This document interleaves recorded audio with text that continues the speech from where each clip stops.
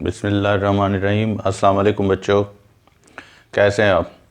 आज हमारा अहम टॉपिक, जैसा कि मैंने आपको पहले बताया था कि हम एक लेक्चर जो है वो अल्कोहल्स पे करेंगे और अल्कोहल्स के मतलब बेसिक स्ट्रक्चर, कंपोजिशन, नॉमेनक्लेचर, उनकी प्रॉपर्टीज़ पे, और एक लेक्चर अल्कोहल्स के कुछ इम्पॉर्टेंट कंपाउंड जैसे आपके सिलेबस में हैं तो उनकी चंद अहम पॉइंट्स, अहम बातें जो आपको एंट्री में मिल सकती हैं या एंट्री के हिसाब से होंगी।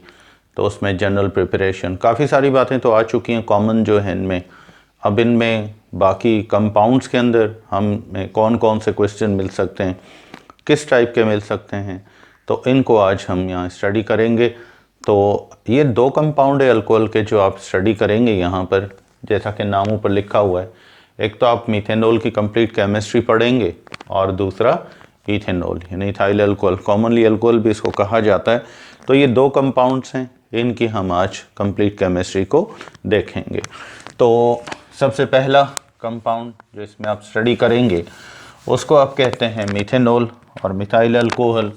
तो हम सबसे पहले शुरुआत करते हैं इसी से, केमिस्ट्री ऑफ मिथेनॉल।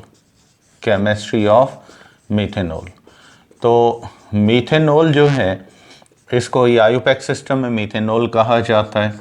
दूसरे नाम इसमें अगर हम देखें तो हम इसको मिथाइल अल्कोहल भी कह सकते हैं। इसके अलावा इसका नाम वुड स्प्रिट भी रखा हुआ है, तो ये दे सकते हैं।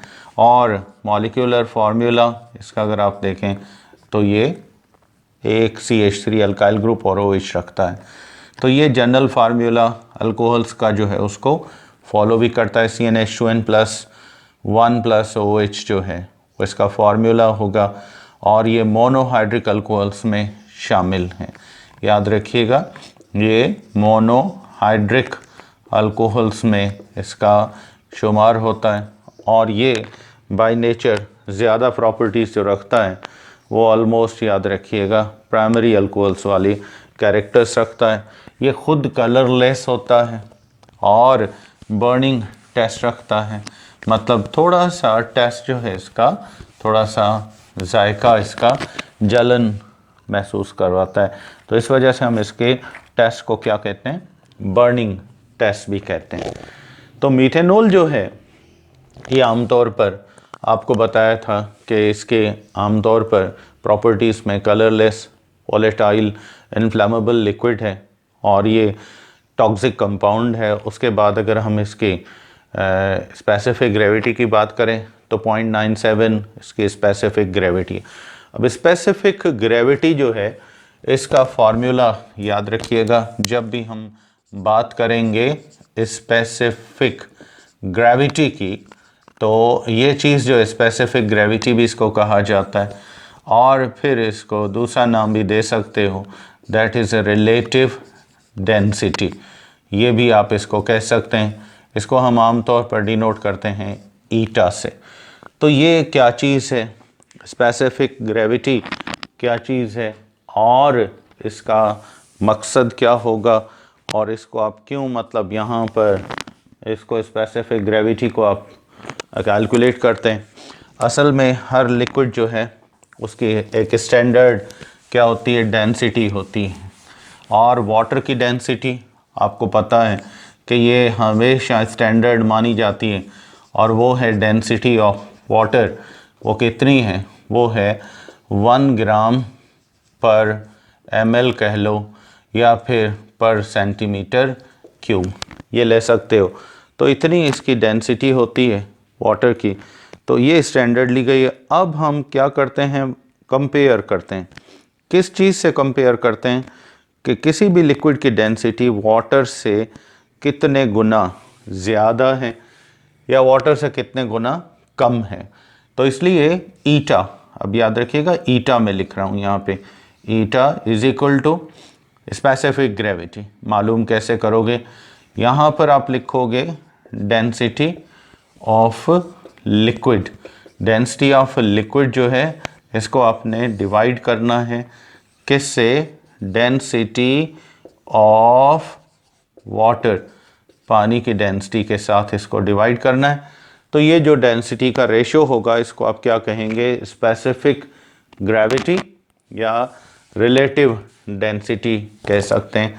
तो ये वाटर से कितने गुना भारी है, कितने गुना हल्का है। अगर ये पॉइंट्स में आंसर आता है तो समझें ये लेस डेंसर है वाटर से। अगर ये 1 से ऊपर आता है, क्योंकि 1 डेंसिटी तो वाटर की है, 1 से ऊपर आए तो समझें ये मोर डेंसर होगा, हेवियर होगा वाटर के मुकाबले।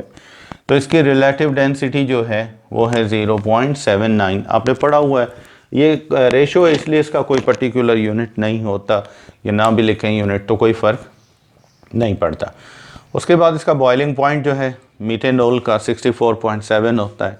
याद रखिएगा यहाँ एक क्वेश्चन आपको आ सकता है कि अल्कोहल्स जो हैं, ये तो मीथेनॉल है, कोई भी अल्कोहल जो है, अल्कोहल्स आर सॉल्यूबल, यानी ये पानी में हल हो जाते हैं, सॉल्यूबल इनटू वाटर, पानी में हल होते हैं।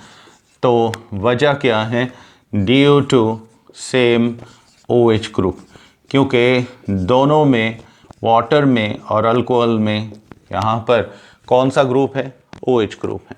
तो वाटर में भी OH ग्रुप है और अल्कोहल्स में भी क्या है, OH ग्रुप है। इस वजह से ये ड्यू टू सेम ग्रुप एक दूसरे को हल कर सकते हैं। यहाँ पर आपसे पूछें कि थ्योरी कौन सी अप्लाई होगी, क्योंकि सॉल्युबिलिटी कई फैक्टर्स पर डिपेंड करती है, कई उसके पॉइंट्स हैं, कई उसके थ्योरीज़ हैं। तो यहाँ पर आप याद रखिएगा ये सेम ग्रुप वाली थ्योरी लगती है और इस पॉइंट को कहते हैं लाइक डिसॉल्व लाइक, एक जैसे कंपाउंड एक जैसे कंपाउंड को हल कर सकते हैं। तो ये कंसेप्ट याद रखिएगा, solubility of alcohols follows like dissolve like. ये पॉइंट आए कि भी कौन सी थ्योरी को फॉलो करता है तो आप ये लिख सकते हैं। तो alcohol due to same group, methanol भी अगर वाटर में डिसॉल्व होता है तो लाइक डिसॉल्व लाइक वाली थ्योरी यहाँ पर भी अप्लाई होती है। अब आते हैं प्रिपरेशन की तरफ। इसका आमतौर पर जब हम प्रिपरेशन की बात करते हैं तो इसमें स्मॉल स्केल पर लेबॉरेटरी मेथड, ये याद रखिएगा, ये जो मेथड मैं आपको बता रहा हूँ ये लेबॉरेटरी मेथड है, ये लार्ज स्केल मेथड नहीं, बड़े पैमाने पे नहीं, लेबॉरेटरी मेथड है। और लेबॉरेटरी मेथड में हम क्या करते हैं, आम तौर पर एक लिक्विड हमें मिलता है जिसको आप कहते हैं पायरोलीजेनस एसिड। ठीक है, ये पायरोलीजेनस एसिड जो है ये आम तौर पर हमें कहाँ से मिलता है, ये मिलता है वुड में से। जब हम इसकी डिस्ट्रक्टिव डिस्टिलेशन करते हैं ना वुड की, तो उसमें से मिलता है। अब इस पायरोलीजेनस एसिड ये क्या होता है, ये आमतौर पर याद रखिएगा थिक ब्राउन लिक्विड होता है। तो लैब मेथड में हम इस थिक विस्कस ब्राउन लिक्विड को यूज़ करते हैं। मैनी कंपाउंड्स, काफ़ी सारे कंपाउंड्स इसके अंदर होते हैं। तो अब इसकी क्या की जाती हैं, फ्रैक्शनल डिस्टिलेशन करते हैं।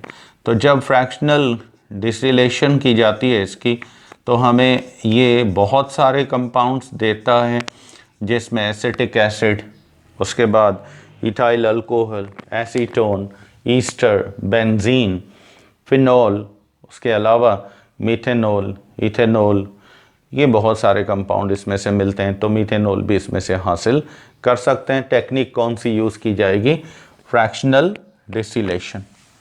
तो ये छोटे पैमाने पर तो इसी तरीके से इसको बनाया जाता है। अब देखते हैं कि लार्ज स्केल, बड़े पैमाने पर अगर इसको बनाना है तो फिर कैसे बनाया जाएगा।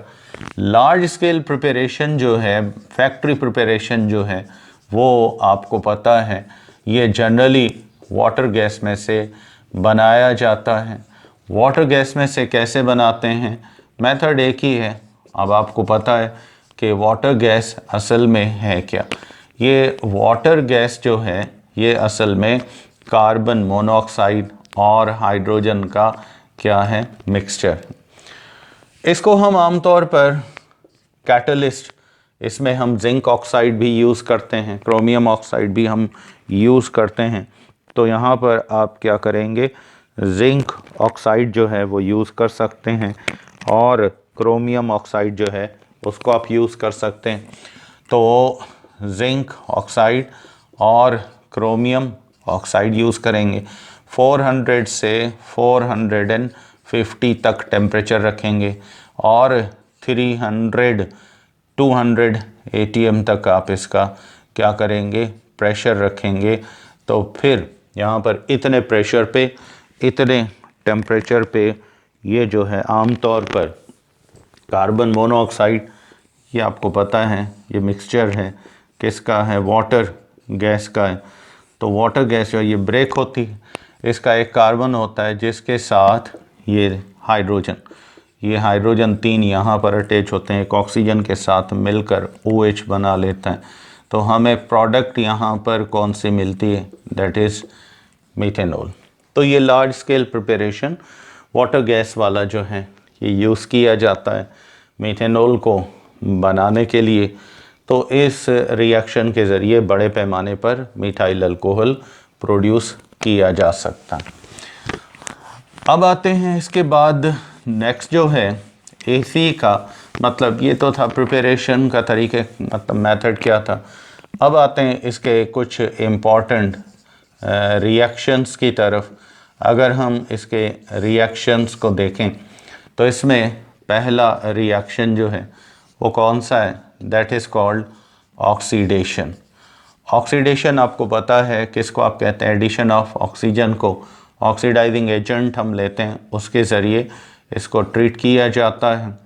तो ऑक्सीडेशन जब भी प्राइमरी अल्कोहल्स की जाती है या मीथेनॉल की जाती है तो फिर ये क्या करता है, ऑक्सीडेशन के दौरान यहाँ पर आपको पता है oxidation oxidising agent KMnO4, K2Cr2O7, H2SO4, concentrated sulphuric acid, ये कैटलिस्ट होता है।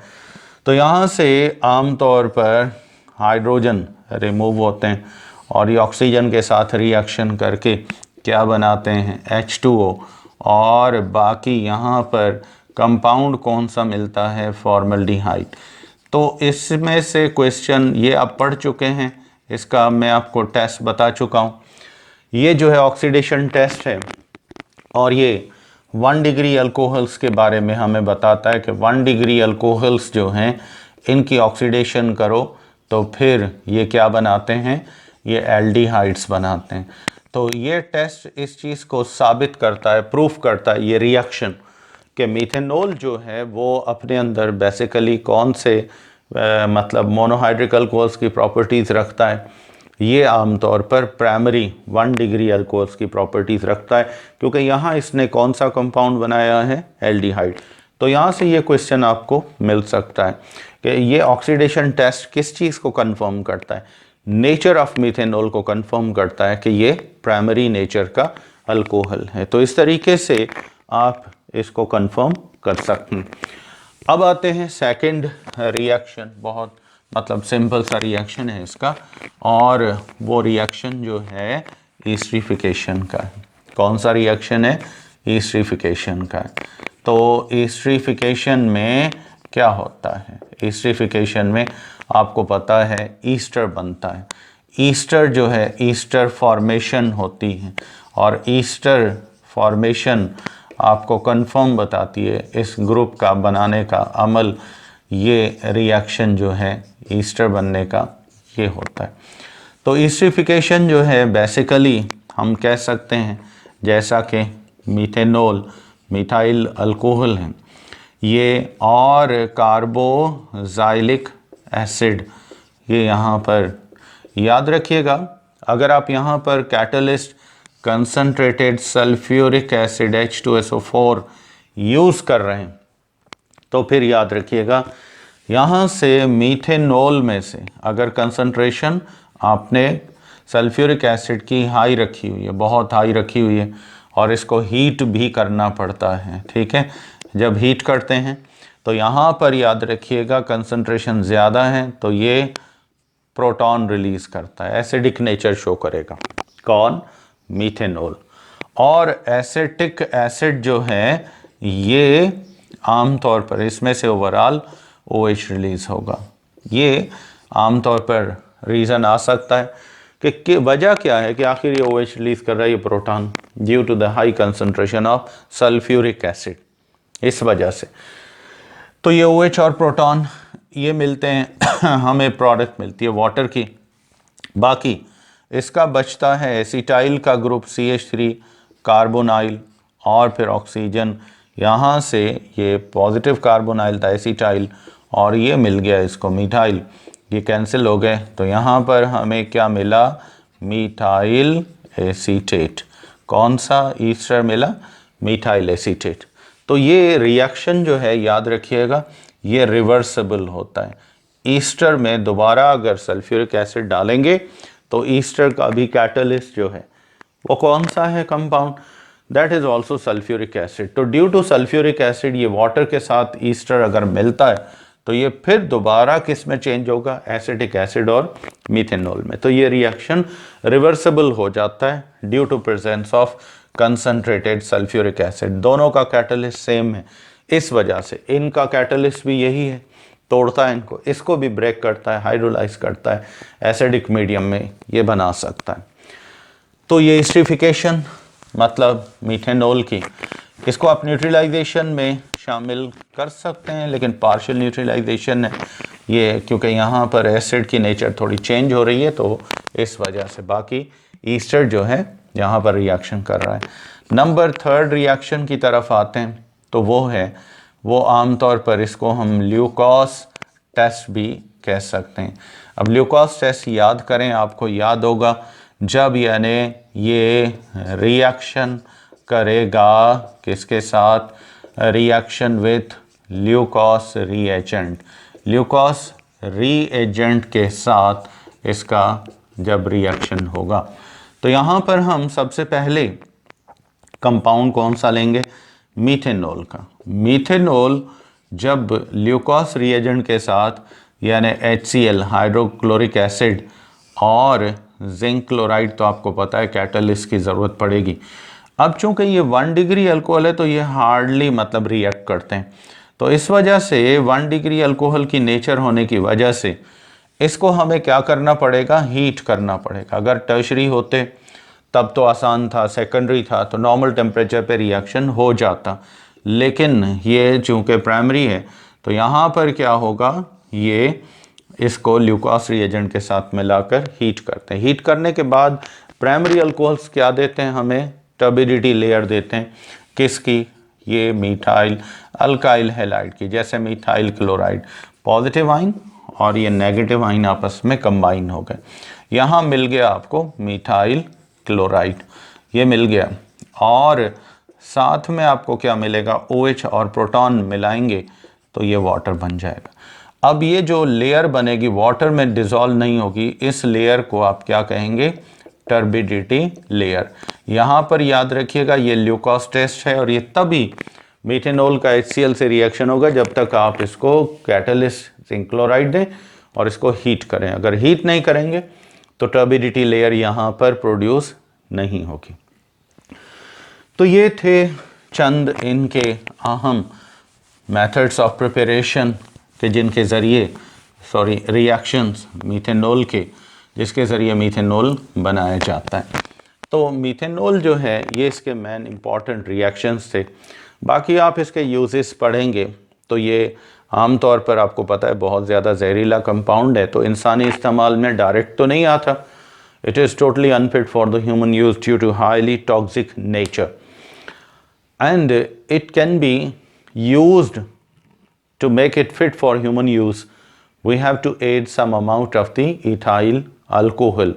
So we make a mixture of methyl alcohol and ethyl alcohol, then it can be used for humans particularly.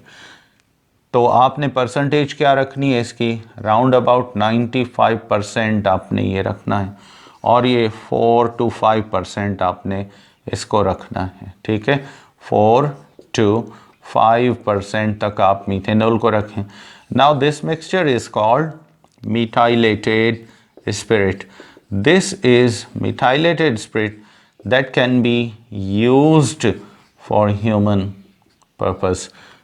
तो आपको पता है मिथाइलेटेड स्पिरिट जो है वो मिक्सचर है और ये आमतौर पर यूज़ किया जा सकता है किसके लिए, इंसानी इस्तेमाल में आ सकता है।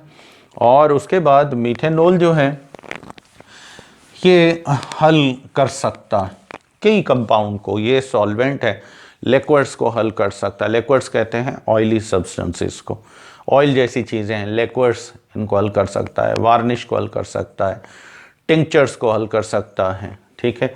उसके बाद जो है ये खुद आमतौर पर क्या है, ये एंटीसेप्टिक है, एंटी जर्मिक भी है, तो इसलिए ये बाकी फंगस को, बैक्टीरिया को ख़त्म करने के लिए भी इसको इस्तेमाल किया जा सकता है। उसके बाद ये जो है एंटी फ्रीज सॉल्यूशंस बनाने के लिए भी इस्तेमाल किया जाता है। एंटी फ्रीज क्या होता है, ये वाटर के अंदर जब हम ऐड करते हैं, वाटर आपको पता है ये फ्रीज होता है 0 डिग्री सेंटीग्रेड पे, तो अब हम चाहते हैं कि वाटर को फ्रीज करें पर 0 पर भी फ्रीज ना हो और लोएस्ट टेम्परेचर पे चला जाए। Now you must have to add it. अब इसमें आपको ऐड करना है, क्या ऐड करना है, मीथेनॉल। ये ऐड कर दें तो फिर ये क्या करेगा, ये आमतौर पर जब ऐड करेंगे तो फिर ये बनाएगा एंटी फ्रीज सॉल्यूशन। अब वाटर -100 डिग्री तक भी फ्रीज नहीं होकर ठंडा हो जाएगा लेकिन फ्रीज, तो ऐसे कंपाउंड को आप क्या कहेंगे, एंटी फ्रीज कंपाउंड कह सकते हैं। दूसरा, इसको हम आमतौर पर क्या करते हैं, मीथेनॉल को जनरली पहले तो एल्डिहाइड में चेंज करते हैं, ऑक्सीडेशन पढ़ा ना आपने, तो ये बना फॉर्मल्डिहाइड। फॉर्मल्डिहाइड गैस होता है और ये गैस वाटर सॉल्युबल होता है फॉर्मल्डिहाइड का। जब ये पानी में हल हो जाता है तो इसका 35 to 40% सॉल्यूशन बनाते हैं वॉल्यूम बाय वॉल्यूम, तो वो सॉल्यूशन कहलाता है फॉर्मलिन। और फॉर्मलिन कहाँ पे यूज़ किया जा सकता है, फॉर्मलिन जो है ये एंटी बैक्टीरियल होता है, एंटी फंगल होता है। तो ख़ास तौर पर जो लाइफ स्पेसिमेन होते हैं, डेड बॉडीज़ जो होती हैं, लिविंग मतलब एनिमल्स की हो गई या फिर ह्यूमंस की हो गई या फिर इंसेक्ट्स हो गए, इनको प्रिजर्व करना इनकी डेड बॉडी को, तो हम इसमें फॉर्मलिन में रखते हैं। ना इसको फंगस लगता है और ना इसको बैक्टीरिया टच करता है, तो ये आमतौर पर प्रिजर्वेटिव के तौर पर भी यूज़ किया जाता है। तो ये था ओवरऑल हमारा कॉन्सेप्ट मीथेनॉल के बारे में। अब हम अपना नेक्स्ट कंपाउंड का शुरू करेंगे और नेक्स्ट कंपाउंड जो आपके पास है दैट इज़ कॉल्ड मीथेनॉल। तो मीथेनॉल तो आपने कंप्लीट कर लिया, अब आप शुरू करेंगे किससे, chemistry of ethanol.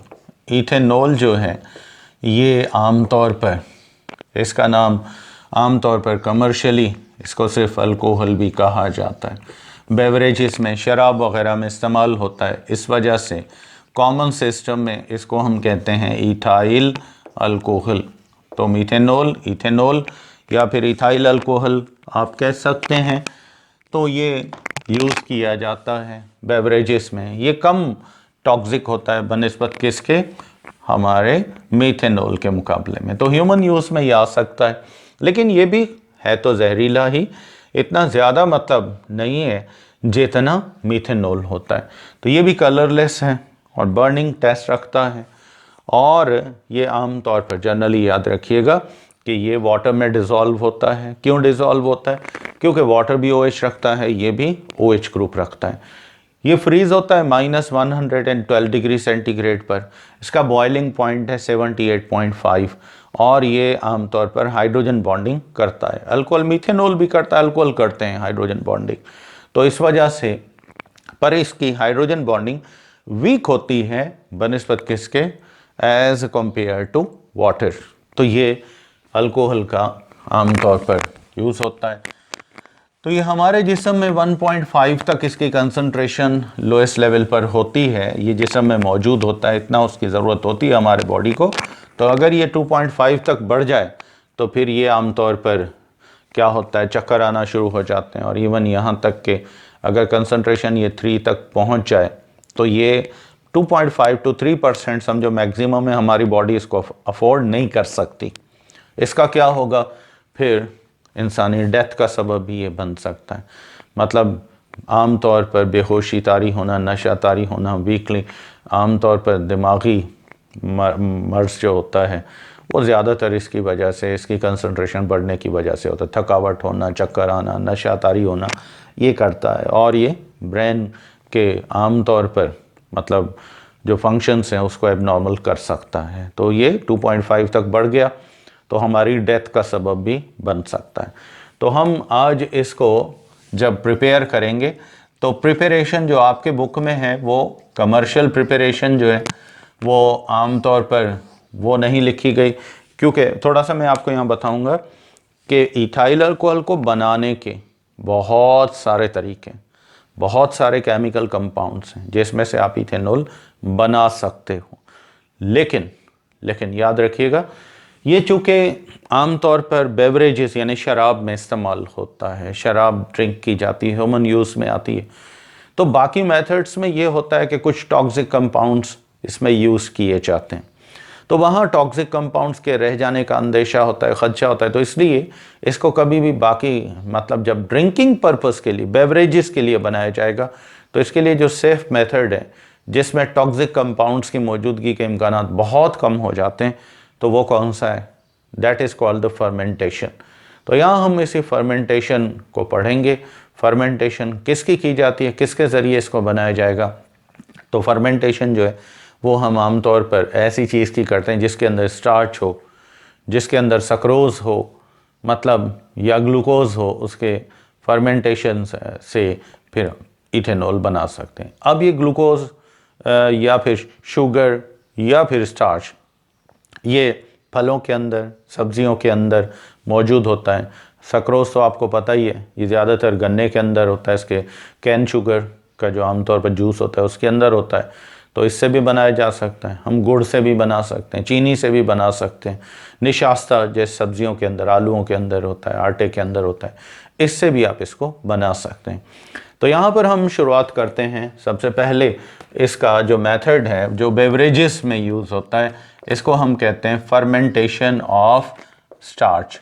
Fermentation of starch, starch की फर्मेंटेशन से बनाना, ठीक है। यहाँ पर वर्ड है फर्मेंटेशन। फर्मेंटेशन वर्ड याद रखिएगा, इसका मतलब होता है स्लो और जेंटल बबलिंग, यानी आमतौर पर बबल्स का पैदा होना, जेंटल स्लोली आहिस्ता बबल्स का पैदा होना, ठीक है, थोड़े थोड़े वेपर्स का पैदा होना, ये फर्मेंटेशन कहलाता है। लफ्ज़ी माने ये हैं। यहाँ पर फर्मेंटेशन में याद रखिएगा ड्यूरिंग फर्मेंटेशन बबलिंग जो होती है वो बबलिंग आमतौर पर किसकी होती है? कार्बन डाइऑक्साइड की। कार्बन डाइऑक्साइड के वेपर्स बनते हैं तो इस वजह से इसको फर्मेंटेशन कहा जाता है। इसमें सबसे पहले क्या करते हैं, हम ऐसी चीज़ उठाते हैं जिसके अंदर क्या हो? स्टार्च हो। अब स्टार्च किस में होता है? आमतौर पर आपको पता है निशास्ता, ये कुछ फ्लोर जैसे जौ वगैरह होते हैं इसके अंदर भी होता है, उसके बाद आटे के अंदर भी होता है, उसके बाद इसको आमतौर पर हम अगर वेजिटेबल्स जैसे आलू हो गए, जैसा कि आपको पता है कि स्वीट पोटैटोस हो गए, इसके अंदर ज़्यादा होता है। तो अगर ये खुद फ्लोर की शक्ल में तो इसको गूंदा जाता है, इसका पेस्ट बनाते हैं पानी डाल के, जैसे आटा गूंदा जाता है ऐसे करते हैं। अगर ये किसी वेजिटेबल के अंदर है या फ्रूट के अंदर है तो उसको अच्छे तरीके से पहले कुक पानी में उसको बॉईल करके कुक किया जाता है, सॉफ्ट हो जाता है, मैश करते हैं उसको, और फिर उसका एक क्या बनाते हैं? थिक पेस्ट बनाते हैं ग्लू की तरह, अभी रख देते हैं। इसके अंदर अब क्या करते हैं, थोड़ा बहुत हम इसके अंदर क्या मिलाते हैं? Germinated barley. बार्ले जौ को बार्लीज कहा जाता है, तो ये बार्लीज जो होते हैं थोड़ी अमाउंट में मिलाते हैं, और ये बार्लीज जो होते हैं ये आमतौर पर क्या करते हैं? एक आमतौर पर प्रोटीन की टाइप बनाते हैं। माल्ट जो है ये बार्लीज के अंदर होती है, तो ये माल्ट प्रोड्यूस होती है। माल्ट से फिर क्या होता है? एक और एंजाइम बनता है जिसको आप कहते हैं डाइस्टेज। तो ये डाइस्टेज एंजाइम जो है ये माल्ट के अंदर होता है, तो माल्ट से फिर ये इसको डिकम्पोज करता है। तो सबसे पहले हम क्या उठाते हैं यहाँ पर?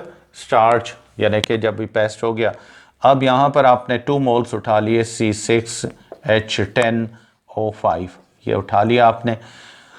अब इसको आपने पानी के अंदर निशास्ते को आपने क्या किया? कुक किया, ठीक है, इसको अच्छे तरीके से कुक किया, पकाया, इसको पेस्ट बन गया। अब इसको हमने क्या किया? इसमें हमने मिलाया, क्या हुआ है? चले मैं यहाँ पे लिखता हूँ 2 मोल्स हमने लिए, किसके लिए? स्टार्च के, यानी H10O5 ये आपने लिया, और इसमें आपने ऐड कर दिया वाटर। तो स्टार्च के 2 मोल्स जो थे, ये पॉलीमर है, ग्लूकोज का ही होता है, पॉलीमराइजेशन से बनता है। तो स्टार्च हमने लिया। अब ये स्टार्च जो है इसको कुक किया, इसको 2 से 3 दिन तक रख देते हैं। यहाँ पर इसके अंदर क्या होता है, एक एंजाइम पैदा होता है डाइस्टेज। डाइस्टेज एंजाइम जो है आपको पता है ये आम तौर पर किसके अंदर होता है, इन माल्ट। माल्ट जो है ये बार्ली में से हमें प्रोटीन हासिल होती है, उससे ये एंजाइम्स तो आपको पता है प्रोटीन्स ही होते हैं, तो ये कैटलिस्ट का काम करते हैं। तो यहाँ पर आप ये जो है एंजाइम डाइस्टेज यूज़ कर रहे हैं, और ये कहाँ से मिला, माल्ट में से मिला। और ये माल्ट कहाँ से आपको मिली, बार्ली में से, ठीक है। तो इसने इसको क्या किया, डिकम्पोज किया। 2 से 3 दिन रिएक्शन चलता है। इससे यहाँ पर क्या बनता है, यहाँ पर बनता है, ये देखें, डबल करते हैं, 2 6 12, तो ये C12 हो गया, 2 10 20, और ये 2 वाटर के मिला दें तो H22, और O5 को डबल करो, 10 + 1 करो, कितना बनता है, O11। तो इसको हम कहते हैं, क्या कहते हैं इसको कहते हैं माल्टोज। माल्टोज जो है इसका दूसरा नाम क्या होगा, इसको कहा जाता है स्टार्च शुगर। क्या कहते हैं आप इसको, स्टार्च शुगर कहते हैं। ये शुगर ही है, शुगर के बहुत सारे टाइप हैं, सक्रोज है, माल्टोज है, लैक्टोज है, फार्मूला सेम होगा, रिसोर्सेज चेंज हैं, स्ट्रक्चर में, पॉलीमराइजेशन में थोड़ा सा फ़र्क आता है। अब 2 से 3 दिन ये रिएक्शन चलता है। उसके बाद इसी मतलब थिक पेस्ट के अंदर ये आमतौर पर ये जर्म्स जो होते हैं, यीस्ट आपने सुना होगा, ग्रुप होता है। ये वैसे बैक्टीरिया की तरह के होते हैं लेकिन हैं अलग, लिविंग ऑर्गेनिजम्स में शामिल हैं। तो ये यीस्ट जो है ये फिर अब यहाँ पर इसको, ये एयर में मौजूद होते हैं, तो ये क्या करेंगे, यहाँ से माल्टोस जो बन चुका है 2 से 3 दिन में उस थिक पेस्ट यानी आटे के अंदर, गूंदे हुए आटे में, अब ये इसको यीस्ट डाइजेस्ट करता है। और डाइजेस्ट करने के बाद इस यीस्ट के अंदर एक एंजाइम होता है जिसको आप क्या कहते हैं, माल्टेज। क्या कहते हैं इसको आप, माल्टेज कहते हैं। ये भी एंजाइम ही है, प्रोटीन ही है जो कैटलिस्ट का काम करेगा। एंजाइम माल्टेज बनता है, पर ये किस में से आया, इन यीस्ट। याद रखिएगा, यीस्ट जो है ये खमीर जो होता है जिसको आप कहते हैं, ये इसी में से हमें हासिल होता है। और ये माल्टोस को तोड़ देता है, 2 मॉलिक्यूल बना देता है, किसके, C6H12O6 ग्लूकोज। और हाइड्रोजन हो गए, हाफ करोगे 12, 11 में एक मिलाओगे 12, इसको हाफ, सबको हाफ कर दो, यानी इन सबको मिला के फिर सारों को हाफ कर दो, तो आपको 2 मॉलिक्यूल यहाँ पर मिले, किसके, ग्लूकोज के। तो मालूम हुआ माल्टोस जो है वो असल में पॉलीमर है, डाइमर है, किसका, ग्लूकोज का है, ठीक है। अब ये 2 से 3 दिन तो ये अमल चलता है। उसके बाद जब ग्लूकोज बन जाता है C6H12O6, यही यीस्ट इसको फिर दोबारा क्या करता है, डाइजेस्ट करता है। और इसके लिए अब इसके अंदर ग्लूकोज को तोड़ने के लिए एक और एंजाइम होता है जिसको आप क्या कहते हैं, जाइमेज। जाइमेज एंजाइम होता है, और ये एंजाइम भी कौन प्रोड्यूस करता है, ये भी यीस्ट ही प्रोड्यूस करता है। तो ये जाइमेज एंजाइम मिला, इसने क्या किया, इसको तोड़ दिया एक तो इथेनॉल में, और उसके बाद बाकी इसने क्या बना दिया, यहाँ पर 2 मोल्स बना दिए, किसके, बल्कि यहाँ पर 2 मोल्स बन जाएंगे कार्बन डाइऑक्साइड के। अब ये कार्बन डाइऑक्साइड जो है ये बबल्स में खारिज होगा, किस में खारिज होगा, बबल्स में। तो इस वजह से इस प्रोसेस का नाम क्या पड़ा है, फर्मेंटेशन पड़ा है। यहाँ पर ये थोड़ा सा इम्प्योर होता है, प्योर होता तो 78.5 पर हमें हासिल होता। इसका अगर ये बिल्कुल 100% प्योर होगा तो 78.5 पर डिस्टिलेशन के ज़रिए। अब अलग कैसे करेंगे, इस मिक्सचर में से इथेनॉल बन गया 3 स्टेजेस में, तो इसको अलग कैसे करेंगे, फ्रैक्शनल डिस्टिलेशन करेंगे। इसका बॉइलिंग पॉइंट 78.5, तो ये 78.5 पर तो हमें हासिल नहीं होता, थोड़ा सा इम्प्योरिटीज़ जो है बॉइलिंग पॉइंट को लो कर देती हैं। तो ये 78 डिग्री सेंटीग्रेड पर वेपर्स में हमें मिल सकता है। बाकी इसके अंदर जो इम्प्योरिटीज़ होंगी, वाटर कंटेंट भी होगा, थोड़ा स्टार्च भी होगा, यीस्ट भी होगा, बहुत सारी चीज़ें। तो ये तकरीबन 10 दिन तक, हफ्ते 10 दिन के अंदर ये प्रोसेस, गर्मियों में तो जल्दी मुकम्मल होता है, सर्दियों में थोड़ा प्रोलॉन्ग होता है, तो 12 दिन या 10 दिन के अंदर ये बन जाता है। तो इस तरीके से भी इथेनॉल को हासिल किया जा सकता है। इसके बाद इथेनॉल को बनाने का दूसरा तरीका जो है वो भी सेम फर्मेंटेशन का ही है, और ये भी शराब वगैरह के लिए इसको बनाया जाता है। तो इसके लिए भी हमें यहाँ पर क्या करना पड़ेगा, मोलेसिस, गुड़ जिसको आप कहते हैं, गुड़ की भी चास्ट जो होती है थिक ब्राउन, ये लिक्विड होता है, याद रखिएगा, विस्कस पेस्ट होता है, थिक ब्राउन सिरप आप इसको कह सकते हैं, ठीक है। और ये सिरप जो होता है ये हासिल होता है तब जब हम किस में से, केन शुगर में से शुगर, क्रिस्टलाइज शुगर जो है, जो चीनी होती है, अलग कर लें। बाकी जो थिक ब्राउन सिरप बचता है इसको आप मोलेसिस, आम लफ्ज़ों में गुड़ कह सकते हैं। लेकिन ये गुड़ से थोड़ा सा मतलब और ज़्यादा इसमें इम्प्योरिटीज़ होती हैं, तो नॉन क्रिस्टलाइन फॉर्म में ये मोलेसिस होता है। तो इसके अंदर आमतौर पर आपको पता है क्या होता है, शुगर होती है C12H22O11। तो ये जो शुगर गन्ने में से हमें हासिल होती है या गुड़ में से, इसको आप क्या कहते हैं, सक्रोज कहते हैं। अब इसको हम क्या करते हैं, पानी में हल करके इसका पेस्ट बनाते हैं, ठीक है, जैसे आटे को गूंदा गया था इसका पेस्ट बनाते हैं। अब इसके अंदर एक एंजाइम पैदा होता है, वो यीस्ट ही इसको अटैक करता है और यहाँ पर ये बनाता है सक्रेज का एंजाइम। और ये सक्रेज एंजाइम जो है ये यीस्ट के अंदर होता है, ये इसको तोड़ देता है सक्रोज को दो मॉलिक्यूल्स में। एक इसमें ग्लूकोज का मॉलिक्यूल होता है और दूसरा इसके अंदर किसका मॉलिक्यूल होता है, फ्रक्टोज का, C6H12O6 जो है। तो ये दो मॉलिक्यूल्स बनते हैं, एक ग्लूकोज का और दूसरा फ्रक्टोज का। फार्मूला दोनों का सेम है, तो अगर आपको वहाँ थोड़ा सा नज़र नहीं आ रहा तो मैं यहाँ पर इसको आपको बता देता हूँ। तो इस तरीके से ये हासिल हो जाता है। अब सेकंड स्टेप में ग्लूकोज जो है ये 2 से 3 दिन तक प्रोसेस चलता है, C12O6। अब इसको आपने C6H12O6 ग्लूकोज जो है, फ्रक्टोज नहीं लेंगे, क्या लेंगे, ग्लूकोज। इसको आपने डिज़ोल्व किया वाटर के अंदर, तो अब यहाँ पर एंजाइम वही सेम कौन सा होगा, दैट इज़ कॉल्ड जाइमेज। जाइमेज एंजाइम आएगा और ये भी यीस्ट ही बनाएगा और इसके बाद ये क्या करेगा, 2 मोल यहाँ पर बना देगा इथेनॉल के, और इसके बाद जो है यहाँ पर 2 मोल ही आपको किसके मिलेंगे, कार्बन डाइऑक्साइड के। तो इस तरीके से ये यहाँ पर भी फर्मेंटेशन हुई, वेपर्स में ये खारिज हो जाएगा।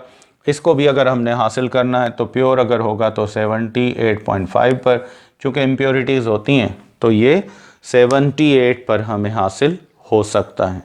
तो ये जो है आमतौर पर आपको पता है कि ये मीथेनॉल को हम इस तरीके से फ्रैक्शनल डिस्टिलेशन करके इसमें से हासिल कर सकते हैं। और आमतौर पर ये जो इथेनॉल हासिल होता है तो इसका बॉइलिंग पॉइंट तो इतना ही है, लेकिन उसके बाद जो है इसमें थोड़ा बहुत इम्प्योरिटीज़ होती हैं, तो ये फिर 78 पर बॉयल हो जाता है। अब आते हैं हम इसके चंद डिफरेंट फॉर्म्स की तरफ। डिफरेंट फॉर्म्स ऑफ इथेनॉल जो हैं, इथाइल अल्कोहल की, ये आमतौर पर हमारे पास जो होता है इनमें सबसे हाई मतलब डिफरेंट फॉर्म्स जो हैं किसकी, ऑफ इथेनॉल जो हम यूज़ करते हैं, इनमें फर्स्ट फॉर्म जो है इसको कहा जाता है एब्सोल्यूट अल्कोहल।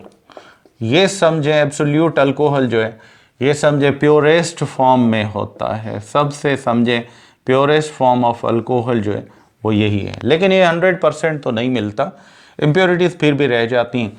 ये समझ लें 99% जो है इसके अंदर क्या होता है, इथेनॉल होता है, और 1% इसके अंदर क्या होती हैं, जस्ट इम्प्योरिटीज़ होती हैं।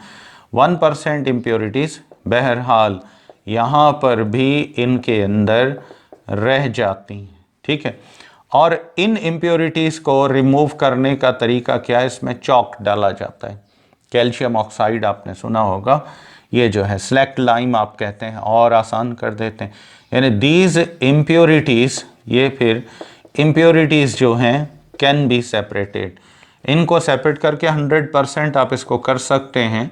और तरीका बहुत आसान सा है, ये मॉइस्चर कंटेंट होती है अक्सर, और ये रिमूव कर सकता है कौन, कैल्शियम ऑक्साइड।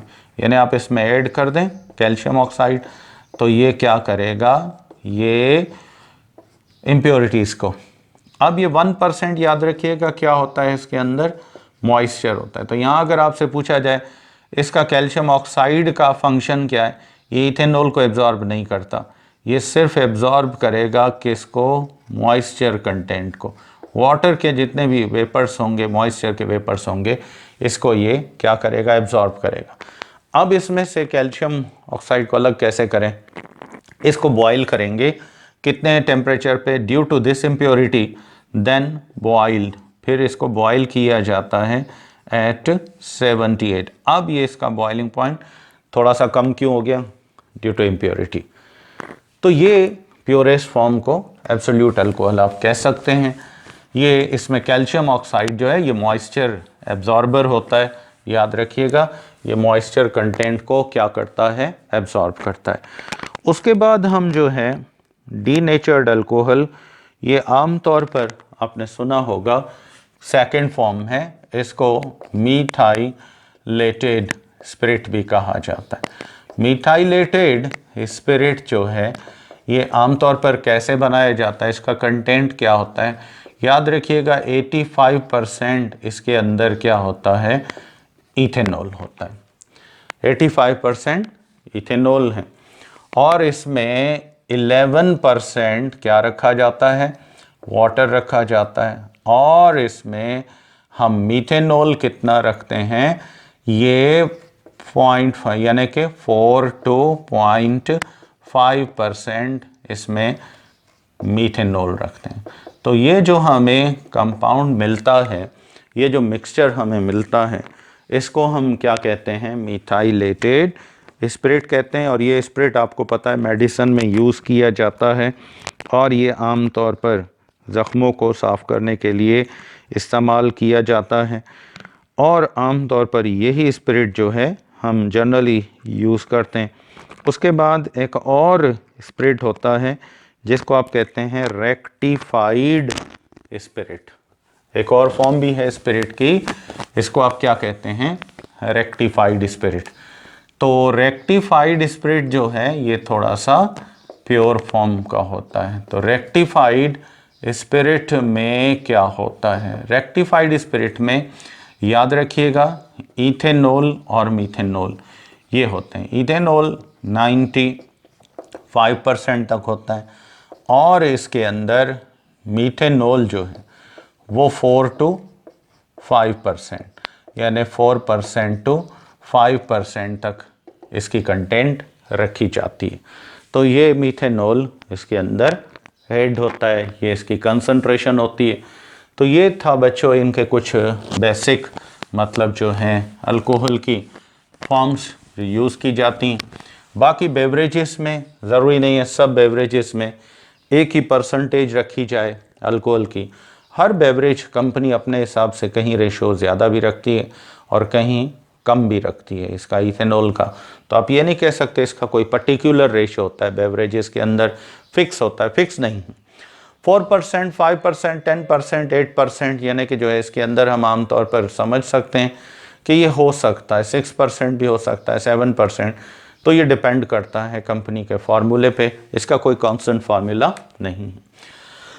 अब हम देखते हैं रिएक्शंस जो हैं, रिएक्शंस ऑफ इथेनॉल।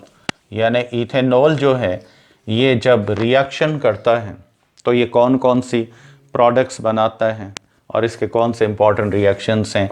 यहाँ पर भी हम पहला रिएक्शन इसका जो लेंगे वो कौन सा है, that is called oxidation. Oxidation आपको पता है प्राइमरी अल्कोहल है, हमें इसमें ज़्यादा इतना मतलब ये मिथेनॉल में हम पढ़ चुके हैं।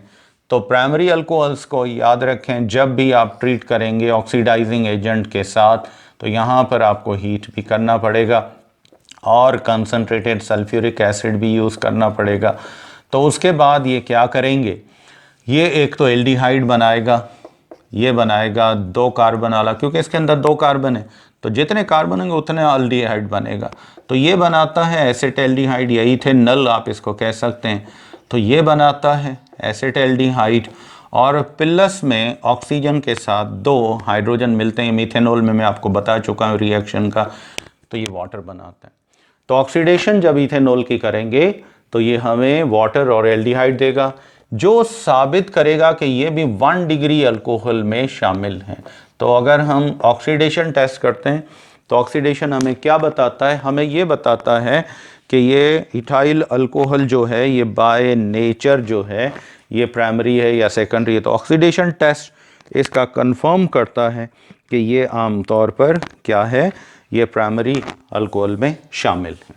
तो अब आते हैं हम नेक्स्ट, इसका जो रिएक्शन है आप वो भी पढ़ चुके हैं। किस में पढ़ चुके हैं आप, ये भी आपने मिथेनॉल में पढ़ा हुआ है और आपने ये पढ़ा था ल्यूकॉस टेस्ट का। मैं यहाँ पर अब ये नहीं लिखूँगा, दूसरी बातें ल्यूकॉस टेस्ट।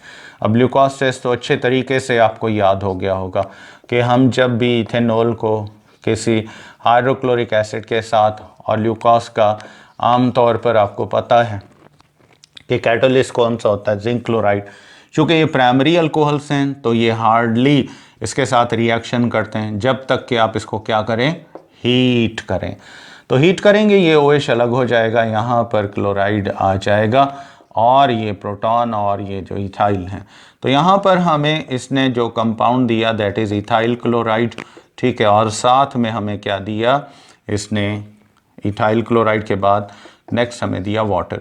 तो अब ये जो इथाइल क्लोराइड है ये किस शक्ल में अपीयर होगा, ऑयली लेयर होगा, जिसको आप क्या कहते हैं, टर्बिडिटी लेयर भी आप इसको कह सकते हैं।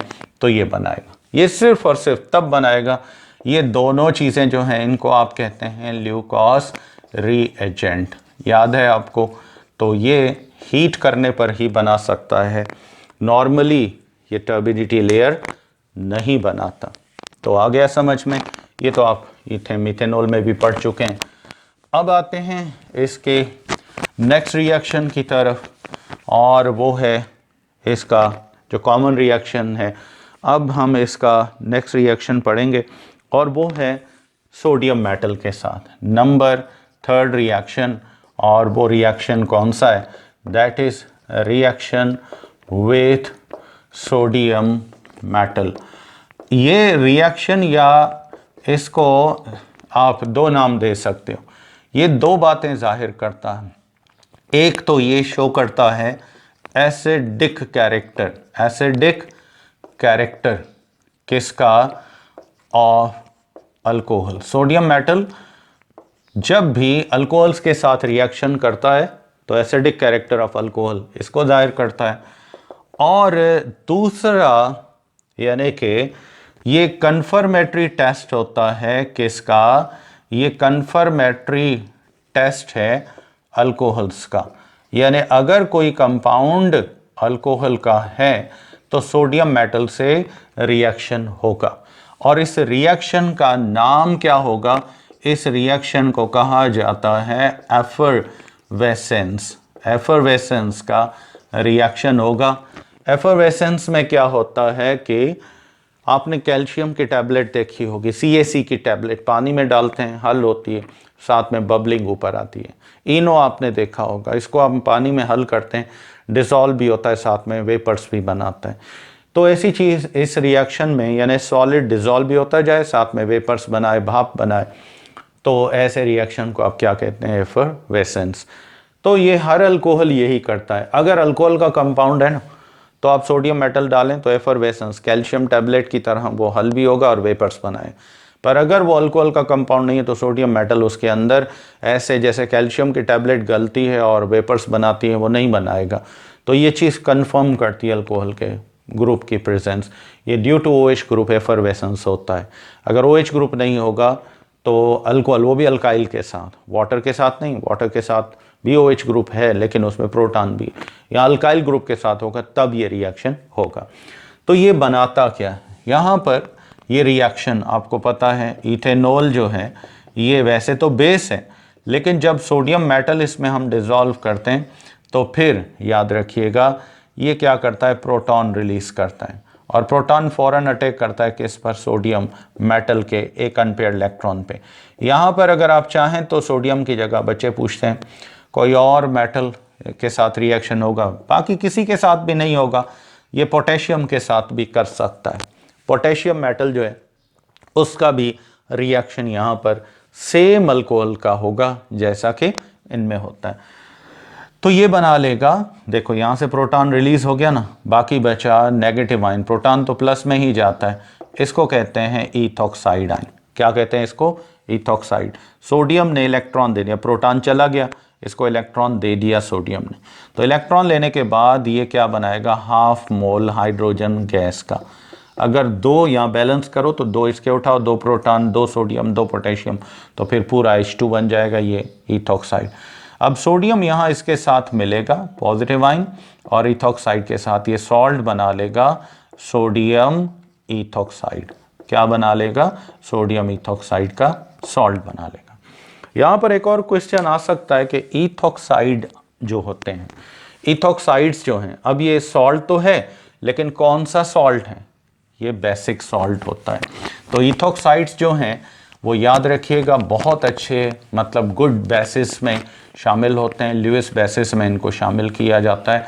तो आपको अगर सोडियम इथॉक्साइड वगैरह के बारे में पूछा जाए कि इसकी नेचर क्या होगी, तो इथॉक्साइड्स जितने भी हैं आर स्ट्रॉन्ग, मतलब इनको आप कह सकते हैं आर गुड इलेक्ट्रॉन डोनर्स, इनको आप इलेक्ट्रॉन डोनर्स में शामिल कर सकते हैं, ठीक है, और बेसिस में इनको आप शामिल कर सकते हैं। और ये बेस का रोल क्यों प्ले करेगा इथॉक्साइड का ion, due to the lone pairs of sodium, oxygen, ये जो है ऑक्सीजन के पेयर की वजह से, due to oxygen lone pair, ये किसका काम करते हैं, ये बेस का काम करते हैं। तो ऑक्साइड इथॉक्साइड्स जितने भी हैं दे आर गुड बेसिस, यानी इलेक्ट्रॉन पेयर डोनर के तौर पर इनको शामिल किया जाता है। उसके बाद हम आते हैं नेक्स्ट रिएक्शन की तरफ। पढ़ा हुआ है आपने, मीथेनॉल में आपने पढ़ा था, और वो रिएक्शन कौन सा है, that is called neutralization. Number 4th reaction that is called esterification. Sorry, esterification आपको पता है, ईस्ट्रिफिकेशन क्या है, फॉर्मेशन ऑफ ईस्टर भी आप इसको कह सकते हैं, ठीक है, formation of an ester, ester के बनने के अमल को ईस्ट्रिफिकेशन कहते हैं। तो अल्कोहल जो है ये आम तौर पर कोई भी अल्कोहल, जैसे आपने मीथेनॉल का पढ़ा, ये रिएक्शन करता है किसके साथ, कार्बोक्सिलिक एसिड के साथ। लेकिन यहाँ पर कैटलिस्ट हमें लाजमन उठाना पड़ेगा, सल्फ्यूरिक एसिड, वो भी कंसनट्रेटेड हो, तो इसको थोड़ा बहुत हीट भी करना पड़ता है तब ये अमल होता है। यहाँ पर उलट हो जाएगा, ईस्ट्रिफिकेशन में भी इथेनॉल जो है अगर कंसनट्रेशन सल्फ्यूरिक एसिड की ज़्यादा है तो ये इथेनॉल जो है इथॉक्साइड का आयन प्रोड्यूस करेगा, बेसिक आयन प्रोड्यूस करेगा। इथॉक्साइड जो है ये बेसिक आयन में शामिल है, प्रोटॉन रिलीज़ कर देगा, और यहाँ से ये जो एसिड है ये OH रिलीज़ करेगा क्योंकि कंसनट्रेशन हाई है। तो ये एसिटाइल का ग्रुप है जिस पर चार्ज कौन सी है, कार्बोनाइल की, ये इथॉक्साइड का आयन है, माइनस की चार्ज है, ये आपस में कंबाइन होते हैं और ये क्या बना लेते हैं, इथाइल एसीटेट। क्या बना लेते हैं, इथाइल एसीटेट। प्रोटॉन और OH मिलकर क्या बना लेते हैं, वाटर बना लेते हैं। तो इस तरीके से ये रिएक्शन फिर रिवर्स क्यों हो जाता है, क्योंकि ईस्टर आपको पता है वाटर के अंदर उस वक्त डिज़ोल्व हो जाता है जब उसको उसके अंदर चंद ड्रॉप्स या थोड़ी अमाउंट किसकी मिला दें, कंसनट्रेटेड सल्फ्यूरिक एसिड। तो इसलिए ये रिवर्सिबल रिएक्शन हो जाता है ईस्ट्रिफिकेशन का।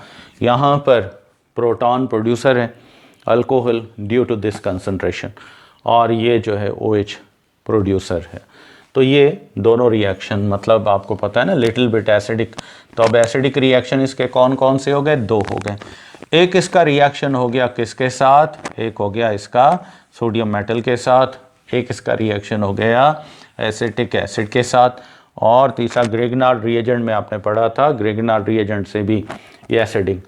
तो अब एसिडिक रिएक्शंस जो हैं अल्कोहल के, इथेनॉल के, वो याद रखिएगा 3 में से कोई एक हो सकता है या तीनों के साथ कर सकते। एसिडिक रिएक्शंस ऑफ अल्कोहल्स, अगर हमसे पूछा जाए कि अल्कोहल्स कौन कौन से रिएक्शंस में एसिडिक कैरेक्टर शो करते हैं, तो आप इसमें लिख सकते हैं कि रिएक्शन विद, पहला reaction with Grignard reagent, alkyl magnesium halide, इसके साथ रिएक्शन करेंगे तब भी एसिडिक एक्शन शो करते हैं।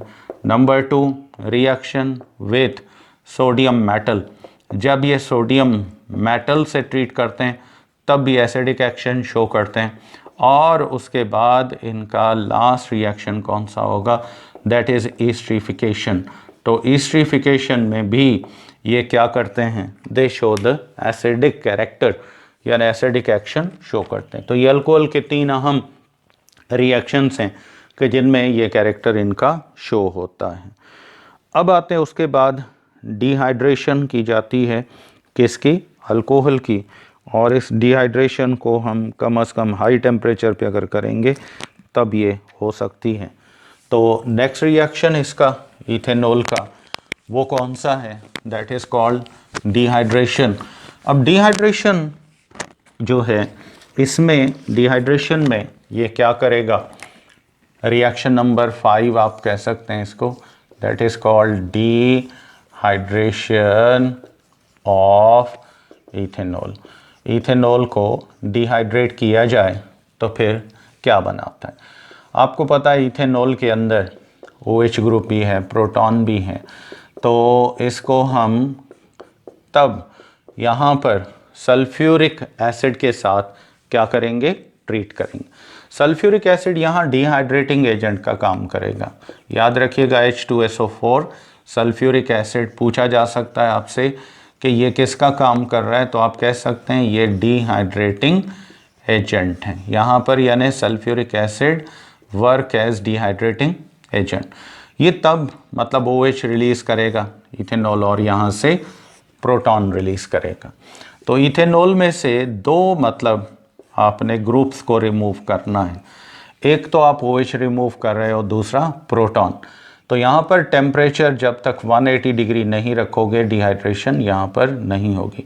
इथीन की प्रिपरेशन याद करें, याद होगा आपको। तो OH ले गया इलेक्ट्रॉन, यहाँ पर प्लस में आ गया कार्बन, यहाँ हाइड्रोजन इलेक्ट्रॉन दे दिया, ये हो गया माइनस में। तो अब देखते हैं क्या बनता है। आपने सिंपली यहाँ से क्या रिमूव किया? इसका एक तरफ से आपने रिमूव कर दिया। ये शायद आपको थोड़ा पेन डार्क ना लग रहा हो, तो इसको इलेक्ट्रॉन चाहिए, इसने दे दिया, प्लस माइनस क्या हो गया? कैंसिल। इन्होंने आपस में क्या किया? Double bond. यहाँ पर कौन सी गैस बन गई? इथीन। तो डिहाइड्रेशन अल्कोहल्स की जो होती है, ये तो इथेनॉल है, कोई भी आप उठा लें, तो यहाँ बनता क्या है? याद रखिएगा फॉर्मेशन ऑफ अल्कीन्स। ये अल्कीन्स को बनाने के लिए बेहतरीन तरीका शामिल किया जाता है। अब OH और प्रोटॉन यहाँ से आपने ब्रेक किए, ये मिलकर क्या बना लेंगे? वाटर मॉलिक्यूल बना लेंगे। तो इस तरीके से ये रिएक्शंस चलते हैं और डिहाइड्रेशन होती है। तो ये था डिहाइड्रेशन ऑफ इथेनॉल। इसके बाद अब के बार फिर हमें क्या करना है? नॉर्मल, अगर आप हीट नहीं करते हैं तो अब क्या होगा?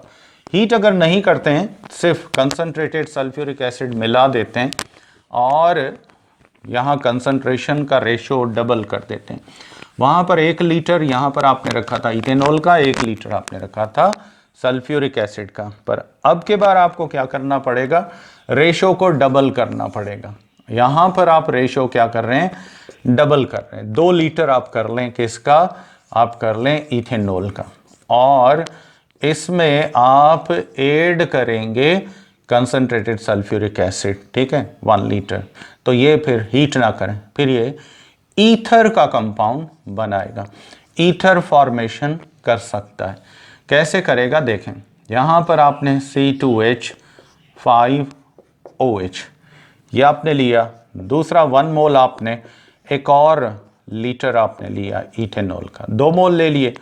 अब यहाँ पर आप कंसनट्रेटेड सल्फ्यूरिक एसिड उठा रहे हैं, हीट नहीं कर रहे इसको, तो आपने क्या किया, अब ये जो इथेनॉल है एक एसिडिक एक्शन शो करेगा और दूसरा बेसिक एक्शन। ये प्रोटॉन और OH ये मिलकर बना लेंगे वाटर, H2O बना लेंगे, और बाकी ये इथाइल और इथॉक्साइड ये आपस में मिलेंगे। देखें इथॉक्साइड पर चार्ज कौन सी है, माइनस और नेगेटिव, जबकि इथाइल पर चार्ज कौन सी है, पॉजिटिव। तो प्लस और माइनस क्या हो गए, कैंसिल। यहाँ पर क्या बन गया, डाई इथाइल ईथर।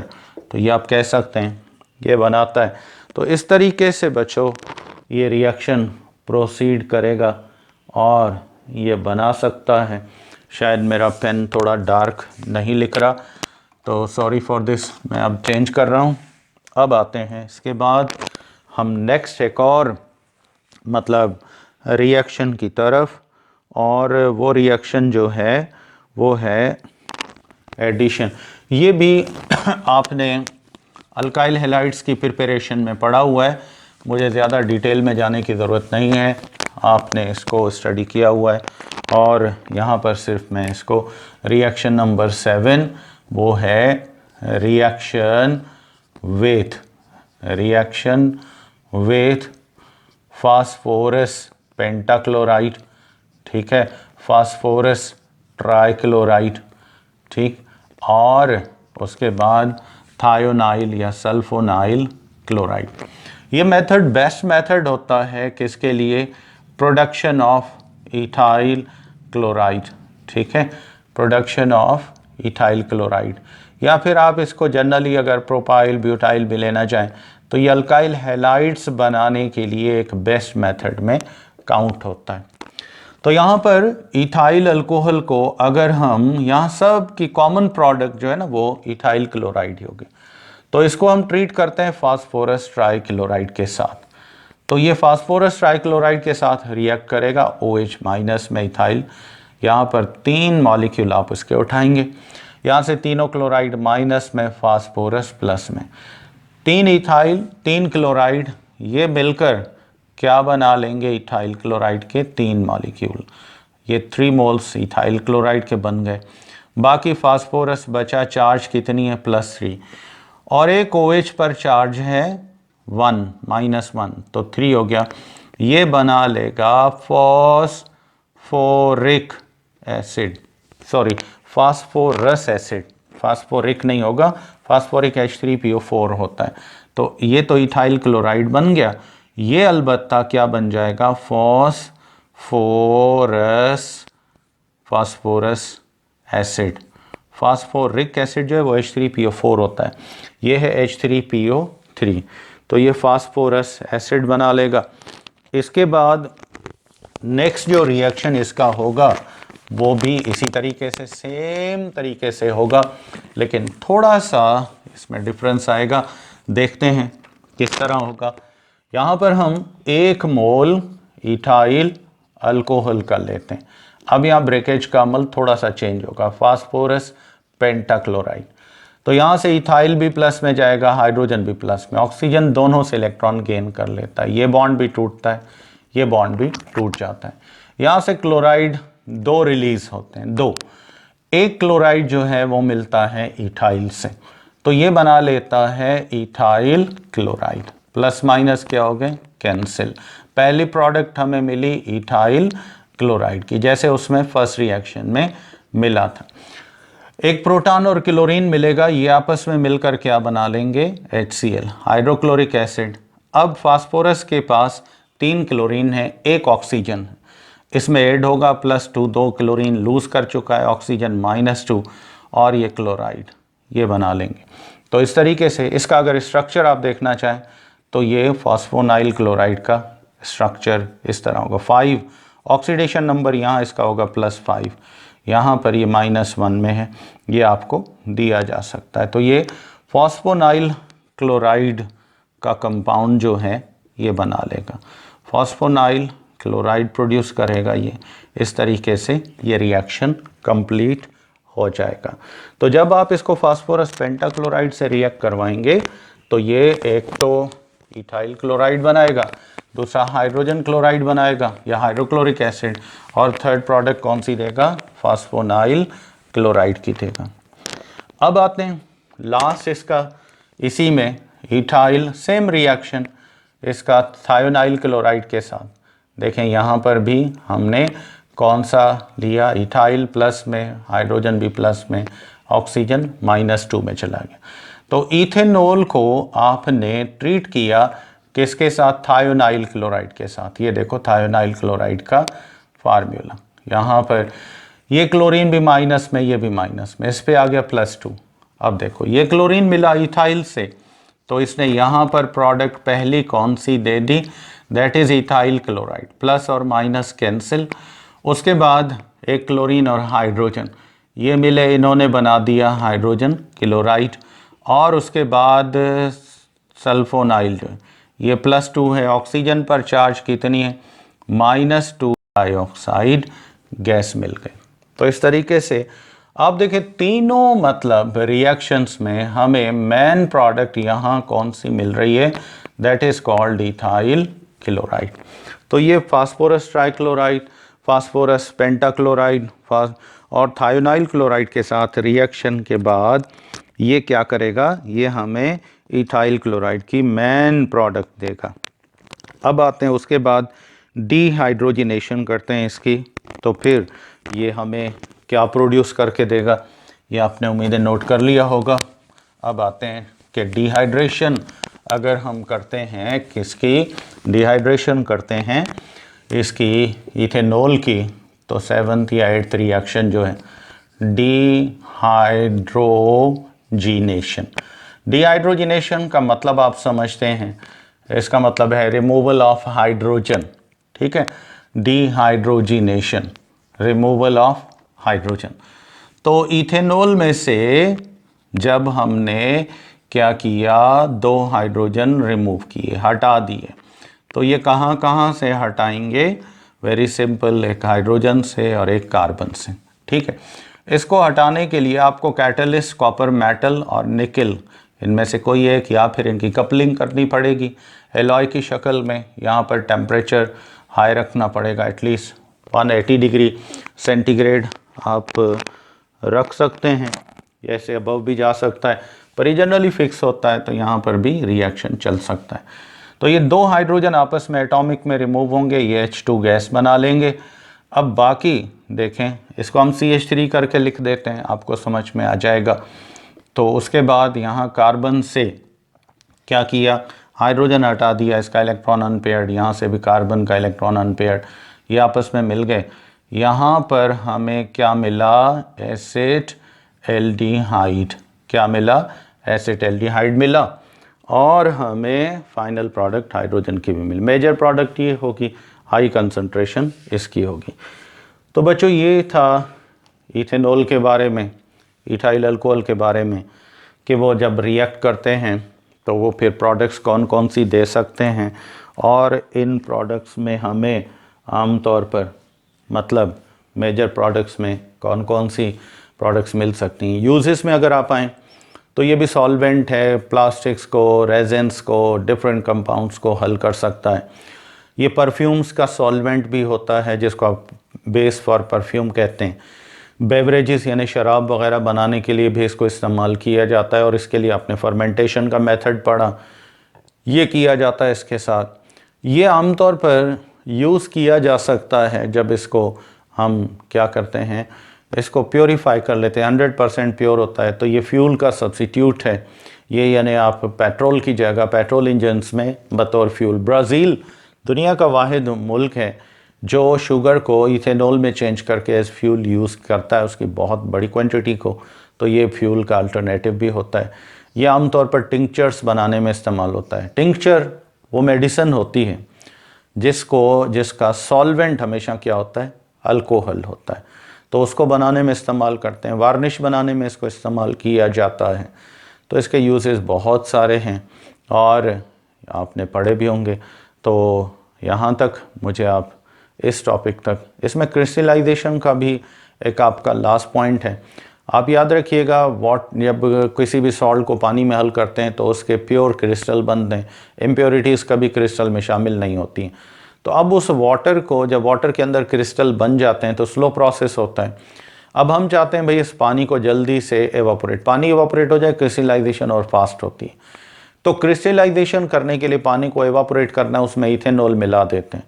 तो ये इनर्ट सॉल्वेंट होता है, यानी सॉल्ट के क्रिस्टल से तो इसका रिएक्शन नहीं होता सॉरी, ये क्या करता है, ये वाटर को एवापोरेट कर देता है, क्रिस्टलाइजेशन रैपिड होती है, प्योर क्रिस्टल्स बनना शुरू हो जाते हैं। तो इसको फिर हम कहते हैं inert solvent for the crystallisation of some salts, उसमें भी यूज़ करते हैं। लो मेल्टिंग और बॉइलिंग पॉइंट के थर्मोमीटर जो 100 डिग्री तक आपने देखा होगा, डॉक्टर्स हमें सैंपल्स वगैरह में देते हैं, तो घरों में लगे होते हैं, उसमें रेड कलर का लिक्विड फिल होता है। ये असल में अल्कोहल रेड होता नहीं है, ये लो टेम्परेचर के थर्मोमीटर में यूज़ तो करते हैं, लेकिन जब ये एक्सपेंड होता है हीट करने पर तो ये हमें नज़र नहीं आता। तो इसलिए हम इसमें क्या करते हैं, कलर ऐड कर देते हैं, एडिटिव ऐड कर देते हैं, ताकि जब ये थर्मोमीटर की ट्यूब के अंदर राइज अप हो, टेम्परेचर को शो करना है, तो ये रेड कलर में होगा, तो हमें एग्जैक्ट टेम्परेचर का पता चलेगा, रूम टेम्परेचर कितना है। तो ये लो थर्मोमीटर में एज मतलब लिक्विड के यूज़ किया जाता है। बाकी हाई टेम्परेचर के 100 से अबव वाले थर्मोमीटर्स में मरकरी को यूज़ किया जा सकता है। वैसे लो पे भी मरकरी यूज़ होता है, लेकिन ये ज़्यादा बेहतर होता है। तो ये था आज आपका टॉपिक अल्कोहल्स का। यहाँ अल्कोहल्स हमारे कंप्लीट हो गए। तो नेक्स्ट टाइम हम फिर अल्कोहल्स की तरफ आएंगे, लेकिन वो कौन से होंगे, वो एरोमेटिक अल्कोहल्स होंगे। तो टिल नेक्स्ट लेक्चर और टॉपिक आप मुझे इजाज़त देंगे। थैंक यू एंड अल्लाह हाफिज़।